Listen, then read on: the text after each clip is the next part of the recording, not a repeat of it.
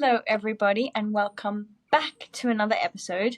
We're the Road to Glory podcast. I'm Juliet. And I'm Cecilia. And today's episode, we are obviously going to talk about everything that happened in Imola in F3 and F2 this past weekend. Such an exciting weekend, and a lot of stuff happened. Some of our predictions that we did last week in the last episode, we were along the same vibe, I guess. I don't know, Yeah. did any of us get any? I might have got a prediction right. Yeah, I tried to remember what we said, and I feel like we got one right each, and I'll take a half win for some of them as well because they were Honestly. close. Yeah, exactly. And I mean, Yeah. even getting one right out of such a chaotic feeder series, it's a round of applause. That's It what really it is. That is a win in itself that we were just got Literally. one thing right. Yeah. But yeah, obviously with this being the beginning of a triple header, Imola is so important to get off on the right foot essentially, because this is a big portion of the season essentially, those Yeah. 3 weeks. And you don't have much, you obviously have barely any time off between the races. So it's kind of the first race sets the tone for the next 2 weekends, really. Yeah, definitely does. And it will be interesting to see. Obviously, as of recording, it is Monday right now, but when this episode comes out, it will already be tomorrow that F2 and F3 are having their practice session in Monaco. So it's so Literally soon. crazy. Yeah, but that would be interesting to see. But getting back to Imola, obviously, starting Yes. with F3. First up, I just want to talk about the Aramco Pole Position Award, because what on earth is that trophy, honestly? I don't understand why we needed it. It doesn't feel necessary. Why bring it now, halfway through? I feel like at the start of the season would make more sense to bring it. And then also the trophy is so ugly. Yeah, just the trophy itself, what it looks like. They could have done more. Aramco, you could do better, please.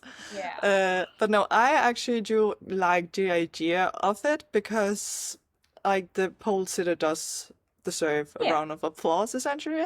But it still feels kind of weird because obviously with F3 and F2, we don't have time to actually see the drivers get out of the car and receive it. They just move on to the feeder series, support series, pit lane, or paddock, off you go. Exactly. We should get them, in F1, they come up, they sign, they get their pole position, they get their photo, they get their interview, and they're back. Where's that? Yeah, we are missing that because we get it afterwards, where I'm so sorry, but not a lot of people care after the fact. Yeah, exactly. And if people have to go and watch it on other forms of social media, they're much less likely to. Whereas if it was within the broadcast, quickly given, people are going to see it a lot more. Yeah, it is a nice touch though, so it'd be interesting to see if they continue having it. But again, it feels weird, also the commentators hyping it up. So who will get the first pole position award? It's we are in third and fourth round, guys. Yeah. So just bad luck for the people already taking pole position, apparently. But yeah, shame for you. yeah, but luckily in F3, which is what we'll start talking about, it was Rafa Camara taking pole, so just his third in a row essentially, and now he finally got a trophy for it. Exactly, which I did predict that. So I mean, yeah, that's it's your not one that win. big of a thing, but it's very impressive. It really was. And also, I will say with my prediction, I did write down Rafa for pole, but I did obviously change it because I didn't want to have the same. And I will take a small win in what I said was Noah Stromsdal, and he came in third, so still pretty close. Exactly, you get to live in the glory with me, I'll take you in. Yeah, Rafa taking pole again. It doesn't even feel like he's a rookie, honestly, because he's just consistently the quickest driver in the field this year. Also, his lap, he kind of got stuck in traffic and had to work his way around them. So it was even more impressive, personally to me, that he still got pole from that up. It's just he is somebody to watch. Yeah, as you say, with Rafa having traffic on his literally pole lap, it was so stressful watching that last part of qualifying. because it was literally like either he gets to set a time like later than everyone else, which is Yeah. obviously a good thing to like have the track at the very best because the track does get better and Yeah. better, but it's also like a huge risk, like being not on the same lap as everyone else essentially and hitting traffic. Exactly. Like being out of sync with everyone else. Yeah, and I will also say, obviously with Rafa, it would hurt his qualifying position if he didn't set in that lap. But another driver that it would have hurt even more was again Noah Stromstel because he was like right down at the bottom, and I was like, oh no, this prediction I have cursed him. I was so sure because he was down in like I feel like it was like 18th or 20th or something. Like he was Oh my way gosh. down before Yeah. his final lap. Like he waited even longer than Rafa, so I was like, okay, what are we doing Trident. here, Trident? Yeah. Are Yeah, you sleeping? yeah, literally waiting to the very last moment. And like I had a heart attack watching that part of qualifying because not only with Rafa, obviously, I felt confident that he would be able to set in the lap, but Yeah. Noah, while he was doing his lap, we also got a yellow flag, and I was like, please God, don't let him be in that part of the track. Also because F3 just wanted to play with me, like the people editing what we're seeing, because they Yeah. removed Noah's time as the yellow flag came. So I was like, oh my God, did he just like drop off? Like, did he just Yeah. cancel his lap or something? Like, I was stressed. And then like when everybody else had set the lap, it was Noah up to P3, and I was so happy. Thank goodness. Yeah, there was an intense qualifying for sure. It was definitely. Yeah, and obviously in F3 we have the top 12 being reversed for the sprint. And I will Yeah. say the universe, if you didn't see our predictions video, we had a spin the wheel segment to find out who the universe thought would take pole position for the sprint. And I will say it Yes. was wrong, but like, obviously, like, what are the odds? I would have been very impressed if that had been right. Me too. Yeah, because obviously it predicted it would be Ugo, and to be fair, he did have a good weekend, and he did perform better than having sprint pole, so that's something. Exactly. So like at least we didn't completely curse him and he crashed out. No, that is something at least, because it was obviously Bruno Del Pino that ended up starting from pole. And honestly, he had a very good sprint. Obviously, he didn't win the race. The No. more experienced teammate, Tim Tramnitz, honestly just controlled the race after he like passed his teammate to go into first. Yeah. I feel like I haven't seen much of Tim this year, and I'm really excited to see him back at the top. Yeah, And he's see him just performing quietly better. kind of there. Yeah. He is. He definitely is. Yeah, because also when you look at the drivers' standings, he is the highest ranked like returning driver. Like he's third in the championship right now, so he's definitely like Exactly. quietly gaining points. Yeah, definitely. I feel like when we were doing our predictions like in the start of the year, I feel like I glossed over Tim too quickly. Yeah, because honestly, with his experience and being a Red Bull driver, like obviously Yeah, he's got talent and he could be exactly. like an outside contender for the championship, I feel like. I definitely agree. Yeah, and obviously getting his first win here in the start of this triple header will be Yeah. very important for him. Because like in F3, it's crazy, as we said in the beginning of the episode, like having 3 races in 3 weeks when we have had like 2 races so far in like 2 months or something. No, literally. Yeah, so that was very great to see. Also, just the sprint race in general was kind of messy for like people behind, I feel like, with tires randomly falling off. And yeah. Yeah.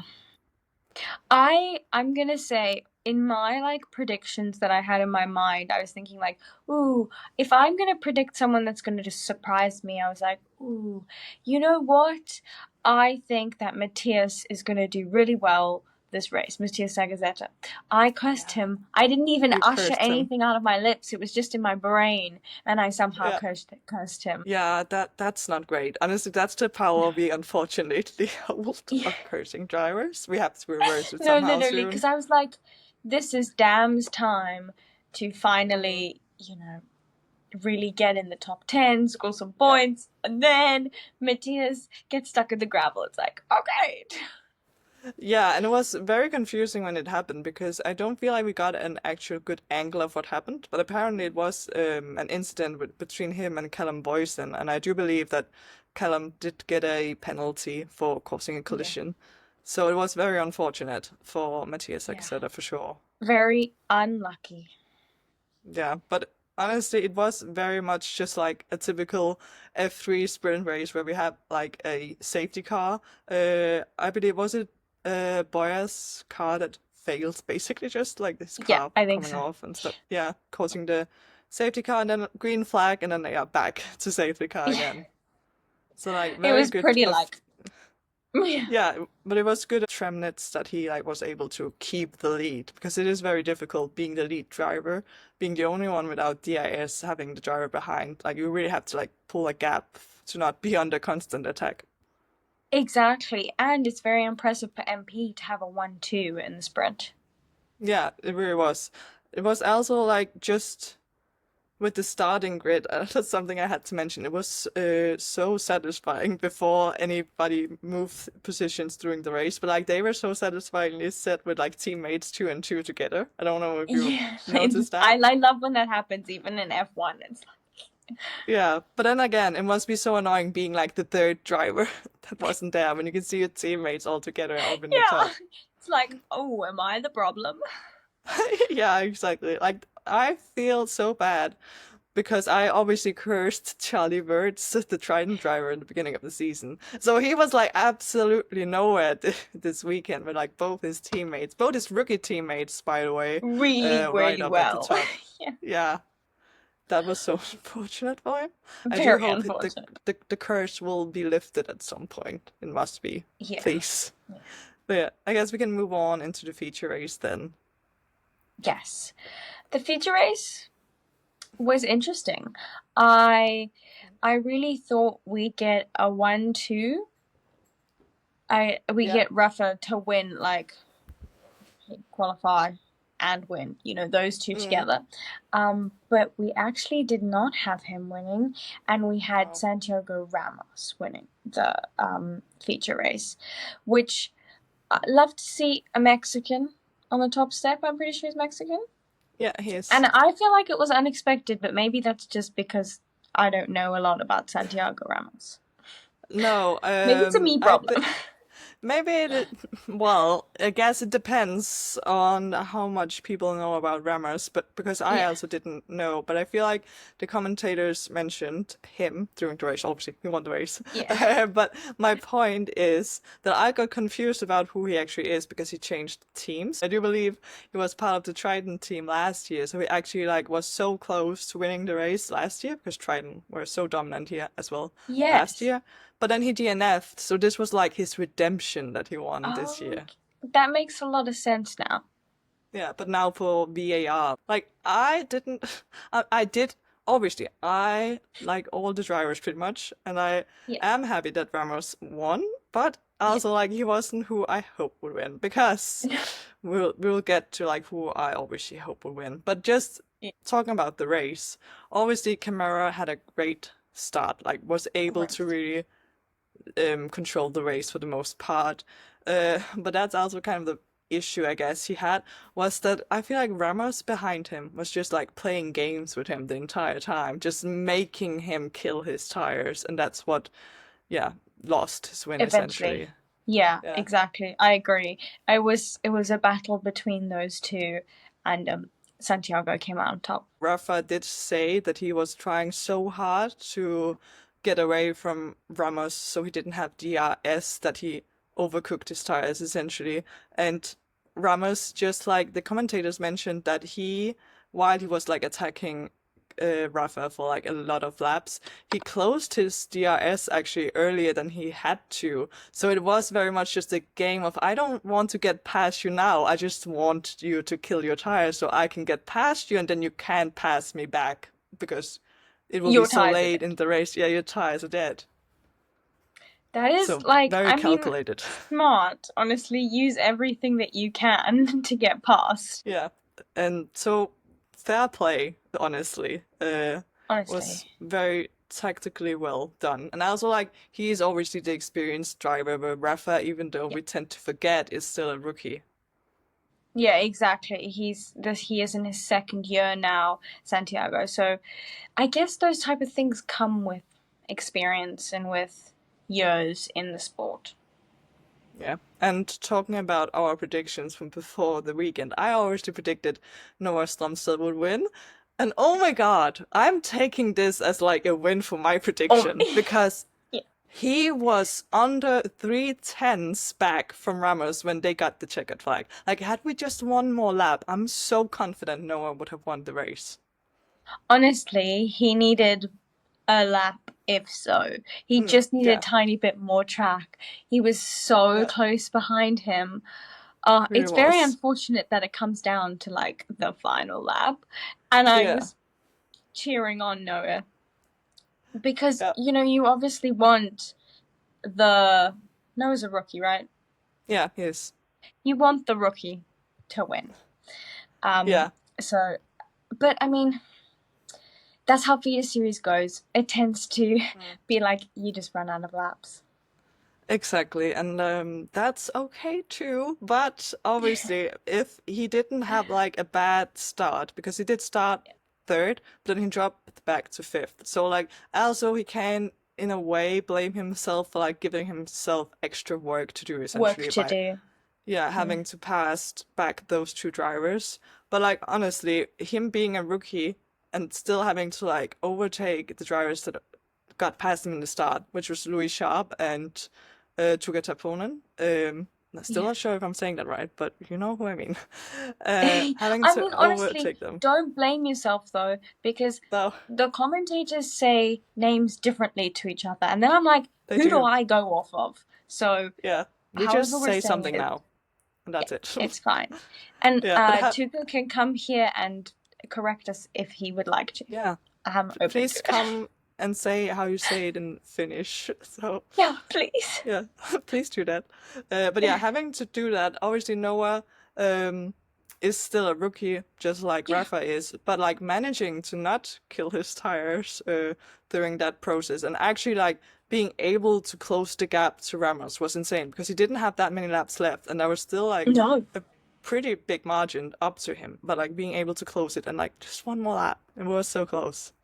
I know it was insane to watch, and I was literally sitting at the edge of my seat. Like, is he gonna Same. get it? Is he not? Yeah. Unfortunately, he didn't. But it made for a really good race to watch. And I'm sure we will get to hear the Danish national anthem soon, hopefully, We when he wins. we 100% will. That win is coming. It is. I am manifesting it sooner rather than later, hopefully, because we do not Yeah. have a lot of races in F3. But I also just would obviously now we didn't really mention like how Noah even got to be in a position to attack Ramos. Yeah. There was some drama. I feel like not I really, but know. it was kind of iffy situation Yeah. because obviously Noah came up to his teammate Rafa essentially, and he obviously was quicker on his tires because Rafa's were just dead, like they were Yeah. done. They were gone. And yeah, and then we got a team radio message to Rafa, essentially being like, "Don't fight your teammate," because there's no point to it. Which is still it's nice to hear because it would have been very unfortunate if they were like actually fighting on track and then no one not having the option at all to go and attack Ramos. Yeah. But I'm kind of confused if Rafa just let him by or what happened because we didn't quite see it, but it did look like he did make a mistake, which let Noah through. So Yeah, it was yeah, very interesting because like the commentators were also confused as well. They were like, "Oh, he let yeah, him by," and then they're like, "Oh no, he made a mistake." So it's yeah, maybe like a combination of he made a mistake and then he didn't fight. Obviously, his yeah. teammate just was told No, not to. because it did seem kind of upset over the radio, just kind of just wanted to be let alone, essentially.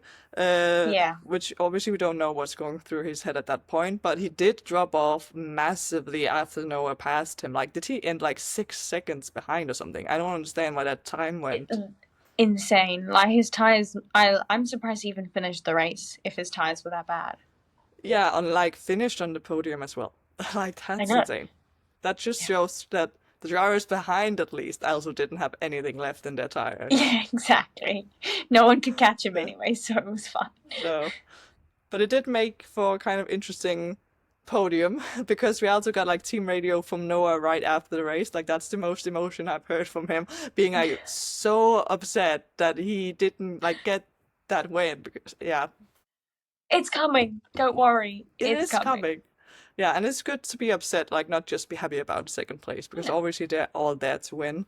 And then yeah, obviously Exactly. Rafa as well, being unhappy, leading most of the race and then ending third by the end. So I feel like it was mostly just Ramos having a great time on the podium. Yeah. It was just him. The other Tridents were like, this is not where I was meant to be. No, but also it's kind of hard to tell with Noah, honestly, because he's an interesting character, I would say, because like he's so stone-faced all the time. It's like a new Oscar Piastri. Like, Low not key, much yeah. emotion. No, like his smile is like barely a smile, but like it's a smile. You can tell when he's happy, but like it's bare minimum of a smile. Yeah. Yeah. It's kind of funny. Something important we have to mention about F3 before we move on to F2. I feel like we have to mention this as the Road to Glory podcast that Louis Sharp honestly had his best weekend so far of the season. We can't forget Louis. For those of you who don't know, we love Louis. Yeah. That sounds weird. But we do. We We really are love Louis Sharp supporters. We are. Honestly, in qualifying, obviously, the first time being in where did he actually qualify? He qualified fifth. Very impressive. And I mean, like, for someone who's had quite bad luck this year, and he's just, I mean, we know he's a very talented driver, and he's got pace in that car, so it's really exciting to see him qualify up the front where he could really fight in the field. Yeah, we were just waiting for this moment to happen, and it is so weird that it happened now. Maybe this track just naturally suits him because it is a very like driver's track, but he is like one of the few drivers that has actually never driven in Imola because obviously he comes from GP3 and British F4 or GP4, I'm not sure, but like they obviously also race on European tracks, but not on in Imola. No, so it's really like he's a rookie on that circuit.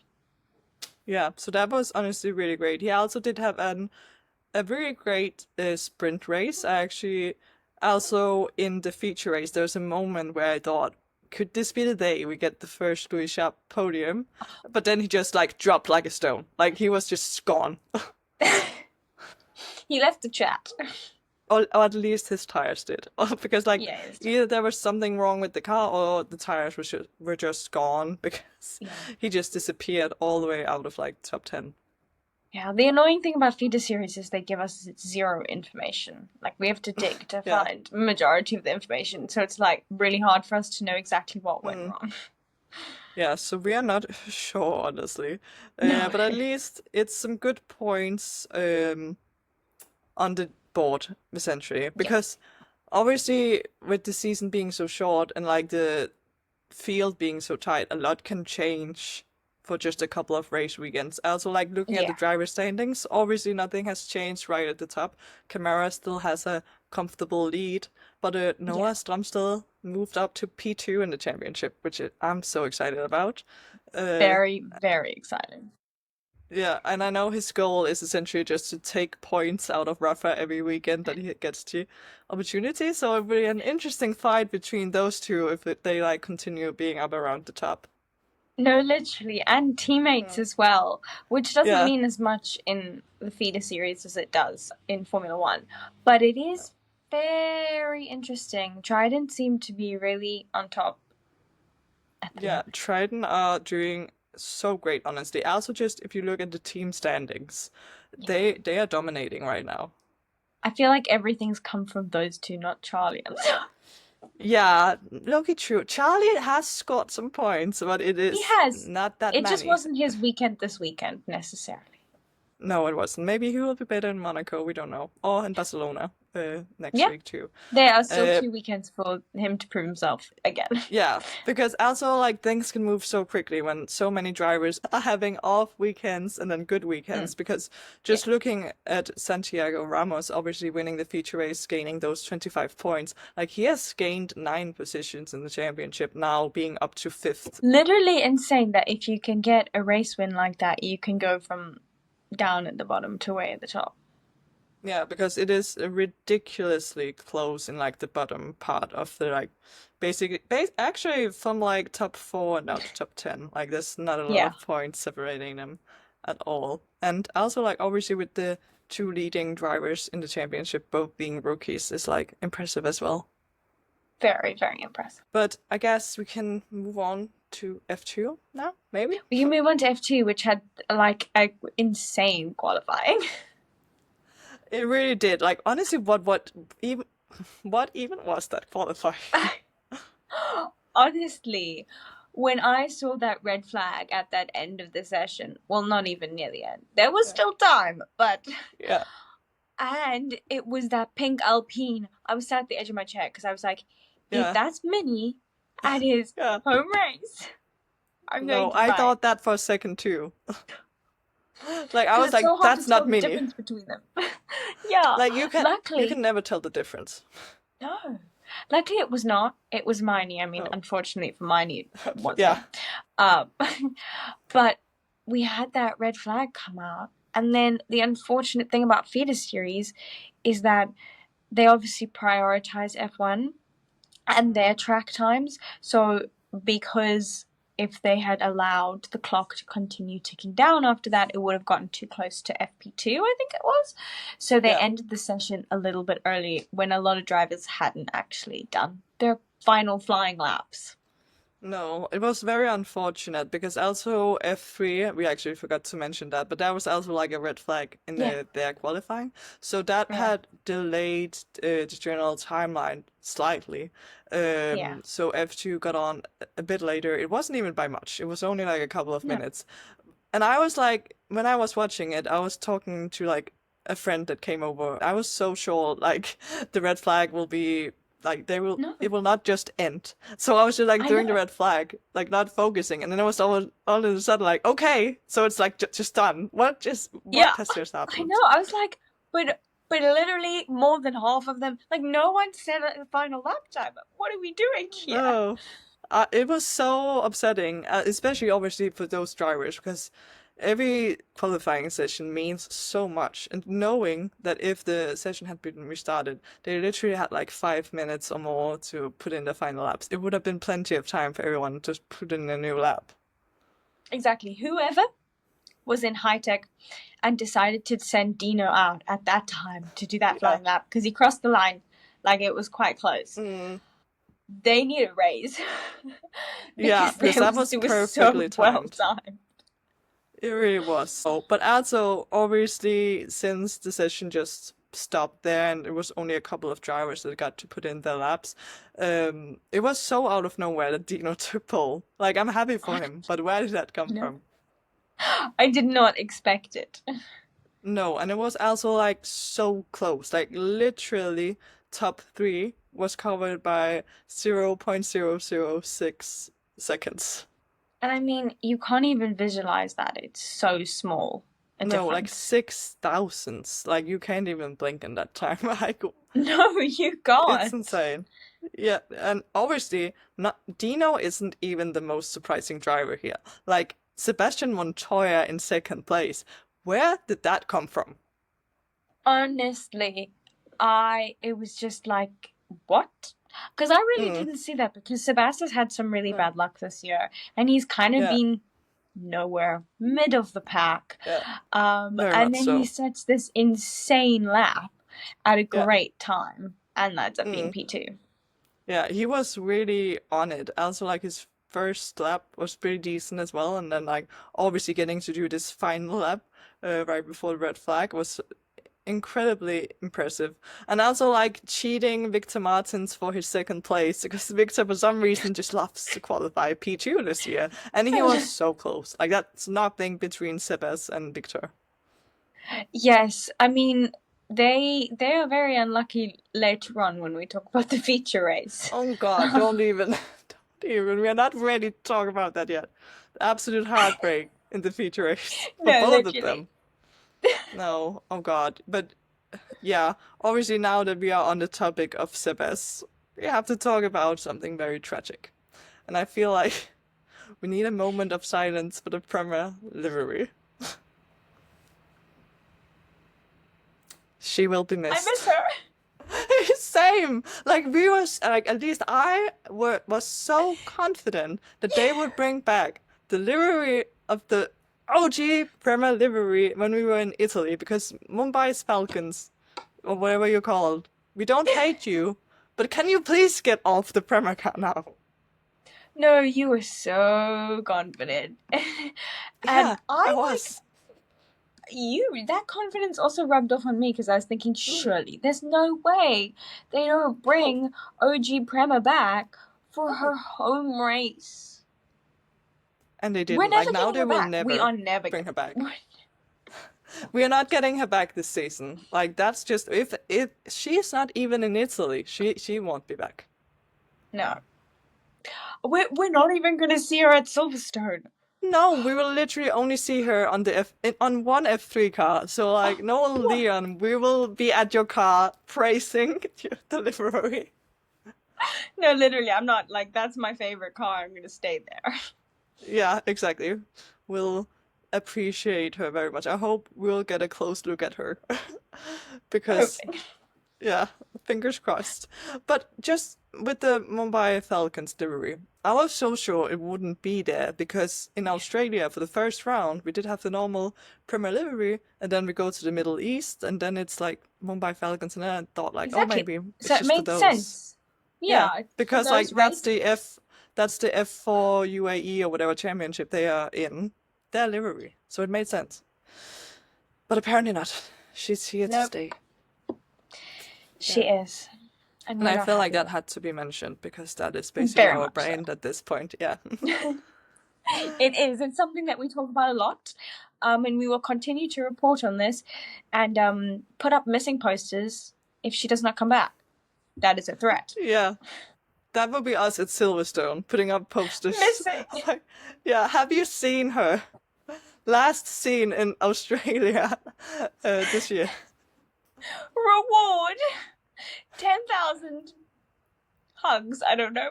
Yeah, because Money. we can't pay that, but No. Prema, if you want to do us a favor, can we just see her in Silverstone? Like, can you bring back delivery? Just for us, please. Yeah, exactly. We need her. We really Oh do. God, but yeah, I guess we should move on to the sprint race. We should probably move on to the sprint race. And I feel like if you can say one thing about F2 this weekend is we had a couple of stalls, which tends to happen because we had Sami Megatunov who stalled on the line. Yeah, which it is is unfortunate. very unfortunate to see. Also because it was a reoccurring issue last year with the new F2 car that they don't really understand why the car just decides to stall sometimes, and it can literally hurt your championship so bad. It can literally lose you the championship if you stall. It literally can. At least, like we now know, like Isaac Hedger's doing great in F1. Like, man was the highest scoring rookie from this past race. So, it doesn't destroy careers, at least. No, there is a life after a stalling F2 car. You can still move on from there, but it is so unfortunate. And also, like, obviously looking at the starting grid, with Kushmaini causing the red flag with the F3 and F2 rule of deleting the best lap if you cause a red flag, which I'm still not sure how I feel about, honestly, but he got deleted this time. Which must have been annoying for Jack Crawford because he was supposed to start from reverse grid pole. But luckily enough for Ritomo Miata, he got bumped up and started from pole instead. Yeah, which was great for Ritomo. I feel like, again, we haven't seen a lot of him this year. No. So, it's nice to see him fighting at the front. really nice to see what he can do. Also because he's an interesting driver for sure, because obviously he's Toyota backed driver. He is an interesting driver because obviously last year he also didn't just do F2, like he did drive in F2, but he also drove in Elms, like alongside of that. So Yeah, he's definitely like gaining experience from different cars. definitely. So with this sprint, obviously, as we said, Ritomo started from pole, and honestly, he did an okay job, He but he did. didn't have the best start. Like he had slight wheel spin, I feel like.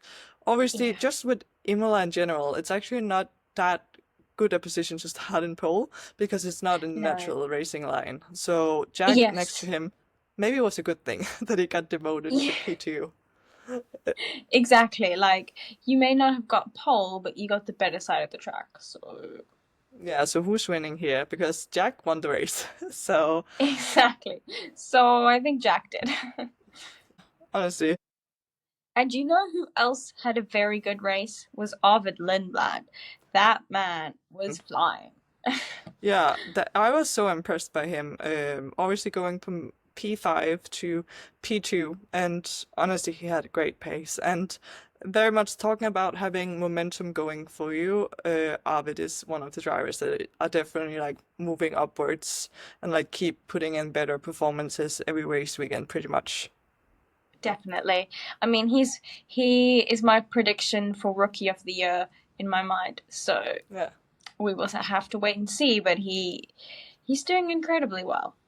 Yeah, I'm very much looking forward to seeing him in Silverstone as well because I was in Silverstone last year as well, and like obviously he won both races there, so he He almost did the can double. surpass that. And I would be love to see him win at least one of his home races again, either the Definitely. sprint or the feature. And also like he's a rookie, but in my mind he's even more of a rookie because of his age. He's so Yeah, young. exactly. Like he's one of the drivers, even though he performs incredibly well. We do remember that he's a rookie because he is so young compared to some of the other drivers. Exactly. We had a yellow flag during the race for a certain driver, Amory Cordial. Yeah, not having the best time, Emery. Let's put it that way. No, he's not. Um, And when his teammate is performing so well, you just sit and wonder what's going on there. yeah, because obviously talking about a brief look into the standings right now, Alex Dunne, his teammate, is literally as a rookie leading the championship after this weekend. Yeah, Yeah, and Emery being that's the experienced driver, it's not looking great. nope. And that's all we're gonna say.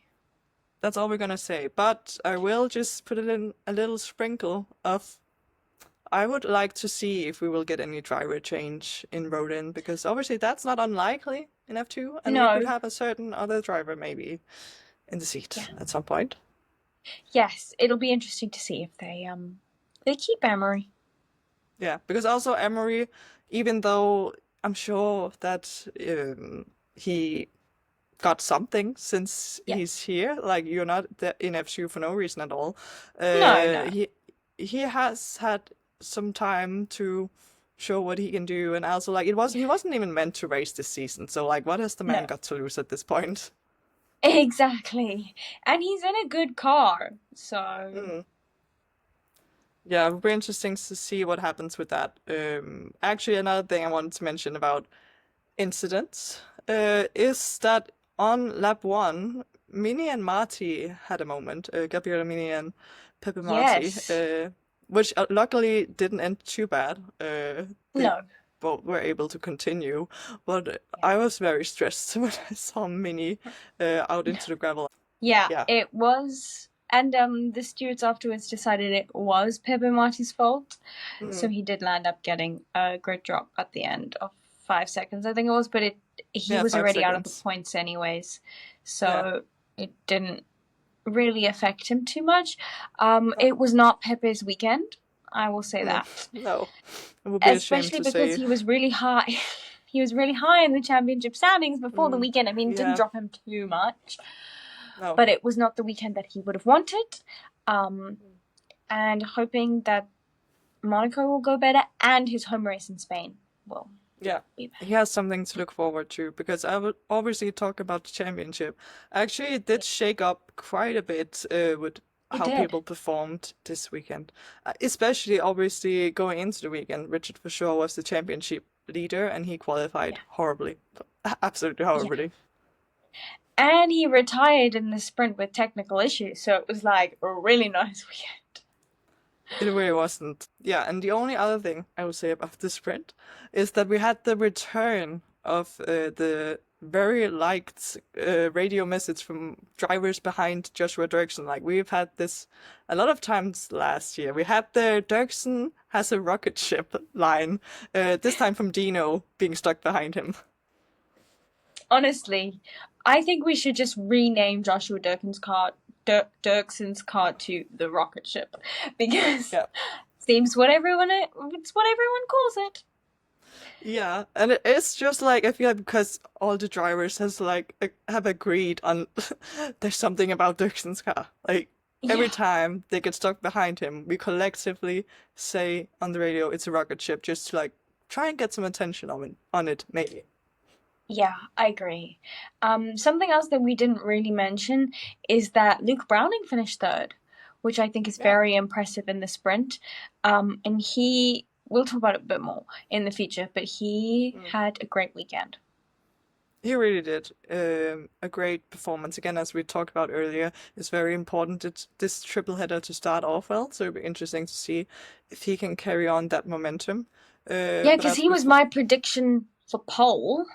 Yeah. And then the other high tech went and got it. Oh, so God. Yeah, that's actually a thing we have to talk about. Like literally, we texted each other like, "This is the wrong high tech and the wrong primer" when we had qualifying because I predicted Mini for pole and it was Sebas being so close to pole, and then with you with obviously Dino instead of Luke.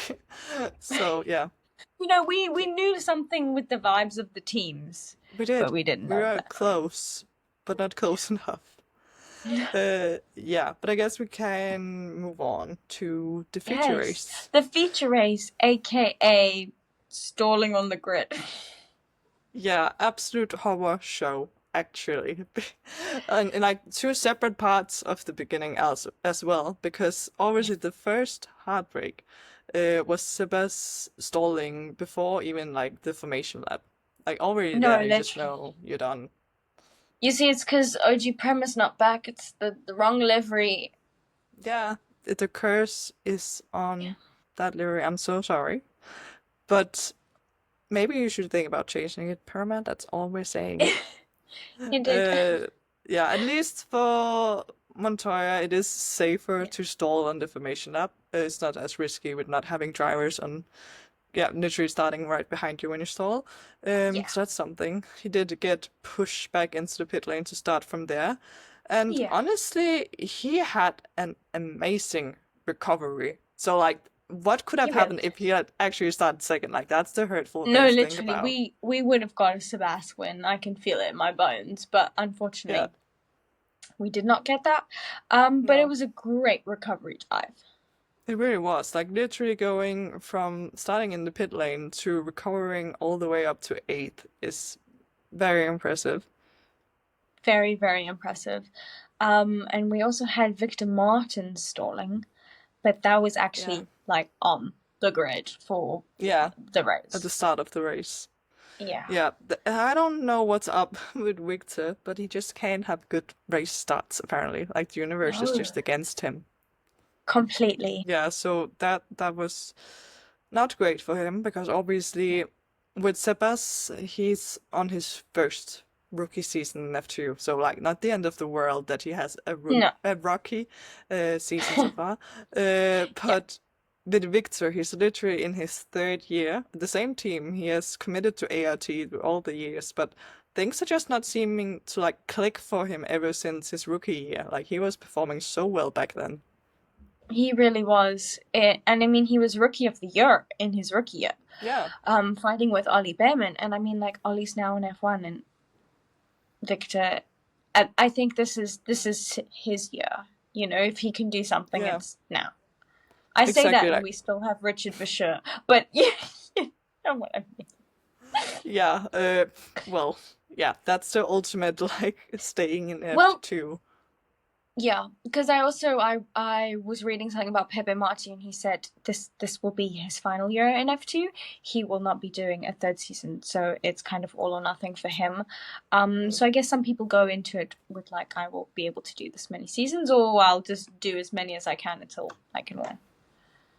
Yeah, because obviously I think that his intention was like trying to do a Theo Poitier kind of third season because he also did race 3 years for ART. So like following in the footsteps of him, unfortunately it doesn't really seem like it will end in a championship win, but I a mean, lot we of never things know. can still happen.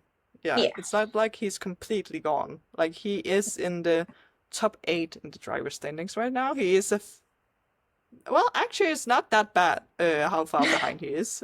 Like looking at it, no, like it is yeah, possible. Like nothing is impossible yet. yeah, and It there's really always is. chaos, so who Yeah, knows? and the championship is close. Like obviously with Alex Dunne now leading the championship, he's on 64 points right now, and Victor down in 8th is on like 33 points. So obviously Yeah, those like 30 points is like not out of realms of possibility. Like Dunne crashes out in a feature race, Victor wins it. Like the gap is really close down to only like a couple of points, really. exactly.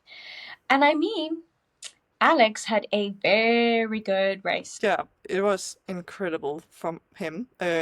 Obviously, we've talked about him being an aggressive driver, which was needed here to pass, I feel like, but at least he did keep it clean, and that was is what made the Exactly. difference. And he actually, I'm pretty sure, was my prediction for the win. He So was, so you actually were right on 2. I did. That's a And big win for you. I predicted Luke Pole didn't get pole, finished P2 though. So You that's were all I'm on gonna to something this weekend. Like I feel like that's the credit I took in like F3 with Noah say. being so close to the Yeah. win. Obviously Alex Dunn had an absolute masterclass because he like understood the assignment of having to get Oh through drivers as quickly as possible and leaving the other ones behind, honestly. Um yeah.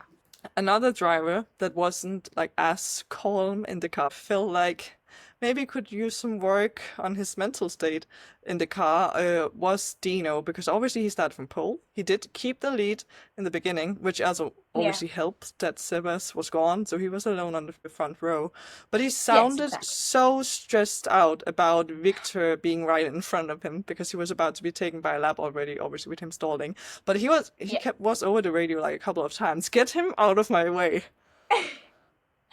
I think, yeah, obviously with Dino being a rookie, Mm, he needs to have a little bit more of like some meditation before or something. yeah. Like, it's okay. Everything will Yeah, be sorted out. exactly. Panic Like just stations. calm down Yeah. because obviously I think a lot was at stake for him. Obviously being a Yeah. Ferrari junior, you want to have the fairy tale story of winning in Italy. Uh, and honestly it was close, but again, he kind of lost his head when he Yeah. saw his teammate Luke Browning coming out ahead of him. Obviously with Dino being one of the first drivers to pit and then Luke deciding to stay out for one more lap. Just I Yeah. do know that it's really crucial to get past Luke as quickly as possible, especially when he has colder tires on. Yeah. But the move he tried to pull off, it really wasn't Wasn't. on, honestly, No. unfortunately. Yeah. Yeah, exactly. It wasn't gonna work.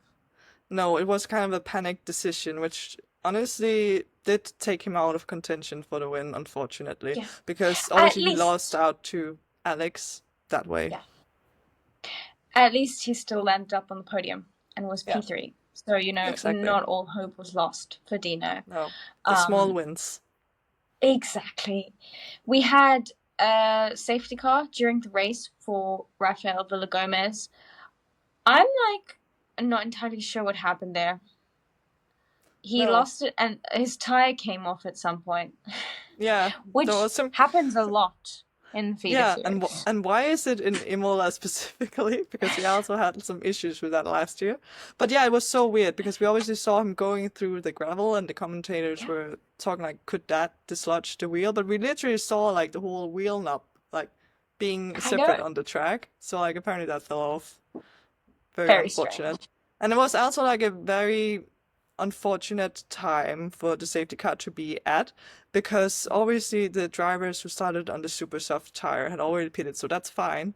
But the drivers that started on the harder tire, so like the soft tire, did get kind of screwed over because the gap they had down to the people that had already pitted obviously disappeared. So they would never Yeah. have a chance of like doing a rigid for sure where they can like just No, stay out and then exactly. pit, because like the gap just disappeared.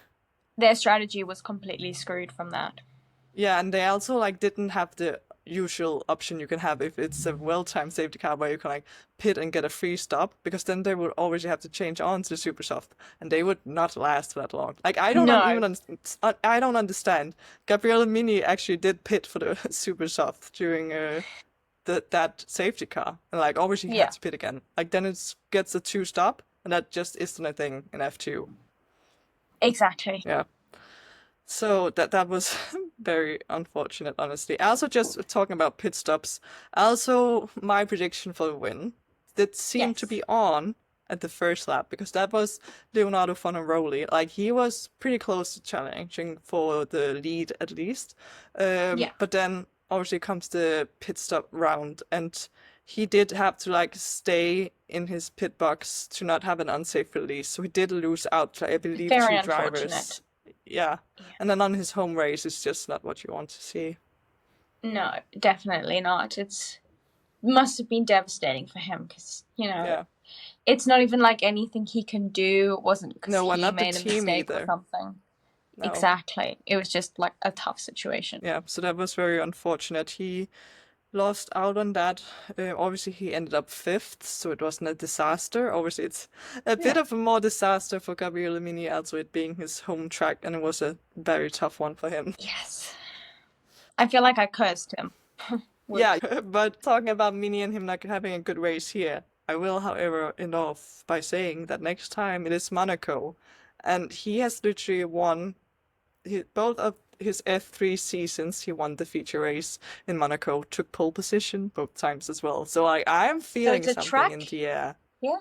It's a track he knows and loves. So you'll just have to tune in next week to see our report on the race and see, did Gabriele Mini win? Did he qualify Did on he? pole? I don't Will he do it a third season in a row? Because that would be absolutely insane. There we go. Yeah, obviously it's an F2 now, but still, Prema does have like a pretty good track record in Monaco anyway, so I'm sure, hopefully, they will be able to put in a good result. I'm looking forward I'm to a very mini excited. masterclass. Yeah, I'm very excited Mini for the Monaco race. masterclass. Yeah. That's cute. It Yeah. should be a good race. Monaco stuff, crazy stuff always happens. Like last year, we had Zach O'Sullivan winning out of absolutely nowhere with the perfect time pit stop with the virtual safety car.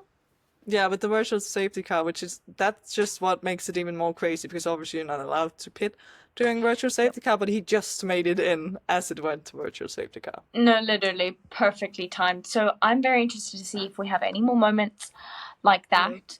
And make sure to check out all of our socials. We're pretty much the same thing, or around about the same thing, Road to Glory podcast on all of our platforms. Also, sorry, it looks like I've been in a hovel. My desk light, the bulb doesn't work. I will be fixing that. But I'm also in winter now in South Africa, so the sun sets quite early compared to the Northern Hemisphere. Yeah, exactly. Because, like, obviously, I'm still in the same location, so I don't think I have ever had better lighting than I have right now. Like, It you're looks just in the great. I darkness. could see the sun streaming in, and I'm just here in the dark. Yeah, right back to winter. Yeah, but I hoped that everybody enjoyed this episode, and obviously we are in a triple header, so we will get plenty of content out for you all about that. So make sure you tune in for this triple header for Monaco next week and the Spanish Grand Prix the following week after.